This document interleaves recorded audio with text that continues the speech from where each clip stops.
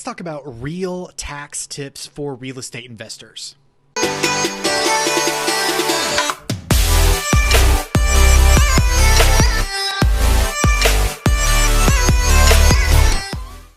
What's up, y'all? Welcome to the Lionshare Bookkeeping Landlord CFO show. My name is Benjamin Day. We want to talk about the truth behind real estate accounting, finance, back office, and automation. We've been running this sort of service through Lionshare Bookkeeping for dozens of real estate investing businesses over the last 3 years. We've helped to measure, manage, and scale 9 figures worth of investments from folks who are doing absolutely nothing to doing absolutely everything to people who are doing absolutely everything and overwhelmed with the back office. So if this is something you'd like to get more information on, whether it's, you're feeling let down by your RIAs or your mentors who are all about the vision and the marketing, but just cannot seem to actually give you real, the boring and critical stuff in your back office, this is what we want to talk to you guys about. Also, check out the notes below here where we want to really give you everything that we know when it comes to, how to get bookkeeping for rentals done. All of our technology tips, our free master classes, all of that stuff is down below as well. So jumping right into what we have going on today, and what we're seeing over and over again as 2020 comes to a close, as every tax year before it has come to a close. One of the things that really annoys me the most about real estate tax tips is that most of them are just boring. Most of them you would get from anybody offering tax advice publicly in this space, where it's the usual stuff. So if you're looking for the normal tax advice, here it is. Use a Schedule C and a Schedule E. Make sure that you have your bookkeeping done. Make sure that you have your receipts and call your CPA, right? And that stuff just doesn't cut it. Like all of that is just like the normal bare minimum, but it doesn't actually get you ready for end of year. And I know this because people come to us at the end of the year. They say, hey, I'd love a little bit of help getting our stuff cleaned up. It's not a whole lot. I've already organized it.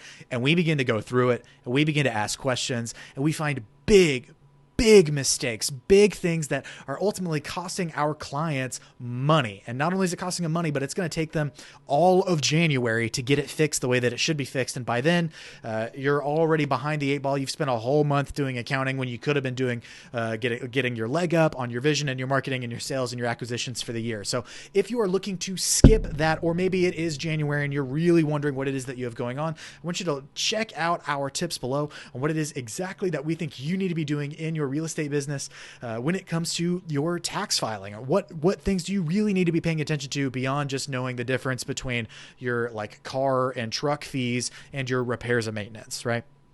Number 1 on our list is expenses and capitalization. Make sure that you know the difference between these. In real estate, just fundamentally, we believe that real estate is one of the top 3 most complicated industries to do accounting for. And that's because there's so much to do with the balance sheet in a real estate investing. You're growing your net worth. A big proponent of running a real estate business is the fact that you can grow equity in assets. The fact that we're not using assets appropriately in real estate, especially in newbie investors, you're leaving hundreds of thousands of dollars on the table. No questions asked. Ask me how I know here. So tip number 1 is to make sure that if you are spending money on something, you are crystal clear on whether or not you want to expense that this year right now versus putting it on your balance sheet and taking it as an expense later, whether it's a flip property that you're not going to sell this year, or it's a rental property that you can depreciate that cost instead of claiming it right now. There's all kinds of benefits and all kinds of decisions that you need to make in here. If that's something that you need to get figured out, I would talk to your tax accountant. I would also talk to your lender. And if you want to learn more about this, check out our free class below where we talk about this at length. This is where we find the most possible money for real estate investors, by understanding this strategy. Number 2 on our list of tax tips is to confirm your loan details. This seems super boring, but hear me out here for just a second, because what we see time after time is that investors are making their loan payments to the bank, and they're assuming that if they're making the loan payments, then everything is fine.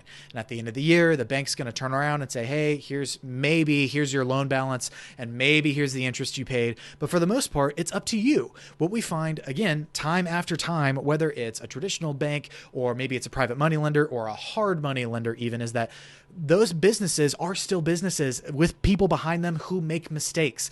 And those mistakes could be not telling you really what your interest payments were, not telling you about your escrow to taxes and insurance until it's too late. And so what you need to be doing is in your books, on your balance sheet, you need to be making sure that your principal balance on your loans is reconciled at the end of the year, that your interest is being claimed correctly, that your taxes and insurance, if the bank is holding those for you, if a third party is holding those for you, are being claimed correctly and you're claiming them correctly. Nothing throws a wrench in real estate end of year tax like having the wrong numbers in the wrong place. It causes confusion and anxiety. We want to cut all of that out. You can solve all of those problems by asking your lender, hey, where is my AM schedule? What is my escrow balance? What is my principal balance at the end of the year?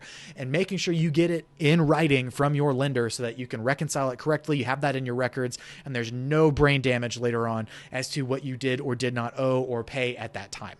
Are you already thinking to yourself, man, I'm sure this guy knows a whole bunch and I would really like to hear more about the stuff that he knows specific to real estate investing in this space? If so, I want you to go ahead and like, comment, and subscribe right now so you don't forget. Let's get back to the content. Number 3 on our list of tax tips is confirming properties owned. Now, what we find more often than not is that when we get involved with a real estate investor, that they have a bunch of different stuff going on. They've got all kinds of assets in play. They've got this flip house over here. They've got these rentals. They've got that note. They've got this land, whatever it may be. And what you're really focused on right now as the investor is the deal that you are currently trying to either get closed or just recently closed and now you're rehabbing. Everything else kind of falls by the wayside and it goes like clockwork. That we'll sign a new client and they'll be super focused on their current rehab or their current thing that they're trying to get financed. And then working with us for a week or less, we turn around and we ask a million questions about all the other properties that they own and all the other notes that they have outstanding. And now suddenly their business is way more complicated than they originally thought. We're kind of reminding them of this stuff. You need to not be in this situation. If you're doing your own bookkeeping, if you're not keeping this accountable to yourself, what you need to be doing is keeping track of the assets and the properties that you own. That means going through your balance sheet, if not once a month, at a minimum once a quarter. And if you're doing it once a year, you're kind of leaving yourself out in the dark. But if you're not doing it at least once a year, please do it once a month. Go through your balance sheet and look at, okay, here's what I think I own right now. I still own this rental property. I still own this flip. I still own this land. I still have this note that is due to me. Keep track of that stuff. That's going to be critical to you understanding. And if you aren't managing that, you could be potentially leaving hundreds of thousands of dollars on the table in taxes. We see this most often with flip properties where we book like the proceeds from sale from the flip instead of writing off all of the flip costs and doing that correctly. And that results in sometimes hundreds of thousands of dollars in discrepancies between the sales price, the proceeds, and true profit. So make sure that you're handling this correctly. Number 4 on our list is making sure that we're accurately using cost of goods sold.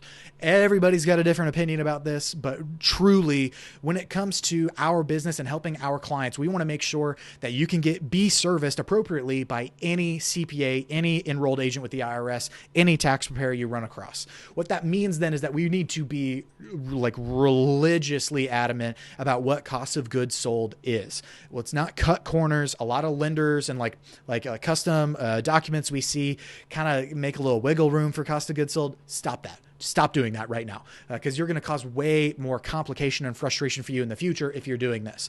What you need to be doing is make sure that anything inside of your cost of goods sold is related to flip properties that have actually sold that year. So if you bought a house in 2019 and you incorporated a whole bunch of costs and then it sold in 2020, you should not be claiming the 2019 costs in 2019. Those should be capitalized on your balance sheet, and then you claim them in 2020 when you sold the property. This evens out your tax burden. It makes everything just so much easier over the long term if you do it this way. The last thing that we want to do is be claiming a whole bunch of stuff in cost of goods sold when it's really like the cost of running a rental business or the cost of your property management. Like, we don't want any of that. What we want in cost of goods sold is true cost of goods sold. So if you're using this account right now for things that aren't there, what I want you to do is stop it. adjust all of that stuff into a custom expense category in your accounting in the true expenses instead of in cost of goods sold, and use cost of goods sold for what it's supposed to be. You're going to be way better serviced by any CPA who knows their stuff. And now you can really shop on who knows the best real estate knowledge and not who can understand and read your mind the best. We always want to shop for the best service providers as well as the people that are the best fit for us. And that doesn't necessarily happen equally every time. So I would much rather find the CPA that really knows their stuff, and we have a rock solid system so that we're not dependent on the relationship that we've built. We can always get the best service throughout. Now, just a heads up, we've got so many tools in our notes section below. We're going to be adding content like this all the time. The things that we use to really streamline our business. Some of these are just things that we like. Some of them are partnerships that we form where we will get a little affiliate fee if you sign up for them. But I promise you, anything that we're putting down below is a resource that we know, like, and trust, that we use with dozens of real estate investing businesses, over 9 figures of investment assets. So it is worth your time to check these out. I promise you. Listen, I've got questions for you, most of which is, what did you find in here to be the most helpful? And what do you feel like we need to be talking about more often? There's so many different things in the tax space. We could talk about 1031s and depreciation and all that junk all day. But at the end of the day, these are the most common things that we see across all real estate businesses. So let us know what you would like to hear more about, especially as tax time rolls around. We can always create more videos. We'd be happy to create more, cater to what you need. And really genuinely, what else would you like to hear about in this space as far as accounting and finance and tools and tech and back office and automation? Thank you for watching. Be sure to like and comment and subscribe on our stuff. Check the notes down below for links to our mini book on bookkeeping for rentals, our free class on scaling your real estate business without licking stamps and sending postcards, and our links to our favorite investment tools. Thanks again, and we'll see you in the next video. If, for whatever reason, you would like a little more help figuring this out, free YouTube videos just aren't going to cut it. We've put together a free training on how we've helped real estate investing businesses scale up from 1 to 2 deals and being totally stressed out about their financing to hundreds of deals and a full-fledged team without touching their sales and marketing, licking postcards, driving for dollars, or anything, just using the raw power of financing tools. If that's something that you're interested in, I want you to click in the link down below or somewhere on this page where we're going to drop a link on how you can get into our free class where we cover all of that stuff and more, as well as learn a little bit more about our landlord CFO system and outsourcing with Lionshare Bookkeeping.